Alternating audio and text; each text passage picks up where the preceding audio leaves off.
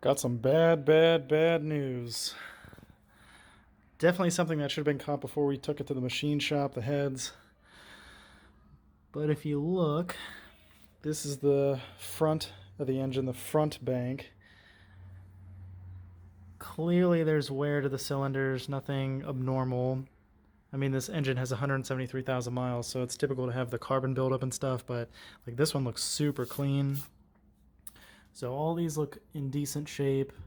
There's a little bit of rust down here, nothing too major, but that's because the coolant was sitting in there. That looks all right, but going to the back side, so this is where the firewall would have been.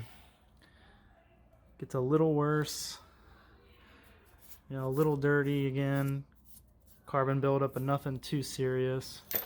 This one, some more moisture was in there from the coolant sitting around, a little bit of rust, looks a little worse, but good sign, you know, nothing too serious as far as scoring.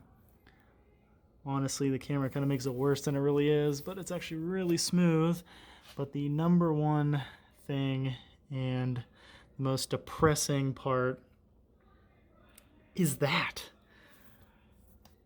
Yeah, look at that.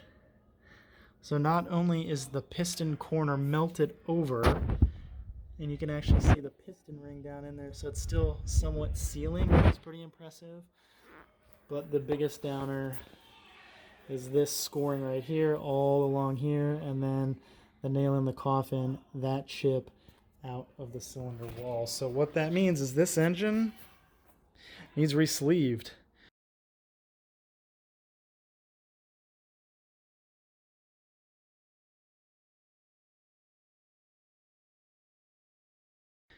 Pull the pistons out, re-sleeve it. You can just do one, but at that point you might as well do them all. The engine again has 173,000 miles on it, but the cost of machining, putting a new sleeve in here, oversized pistons, just really outweighs the part of continuing to use and fix this engine.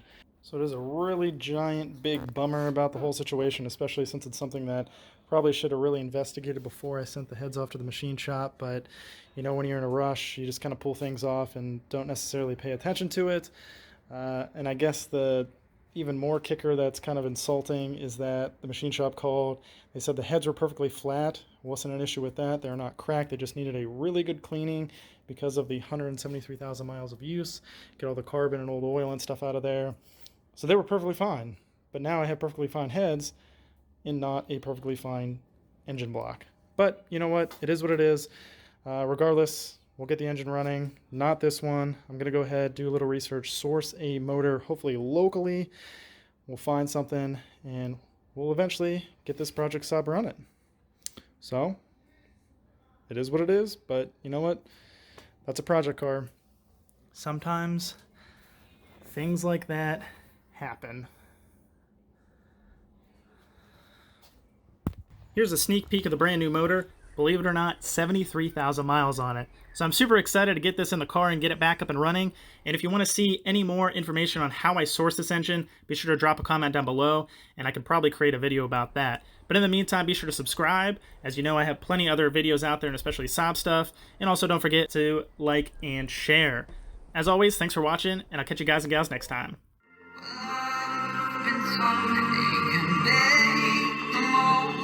You want to be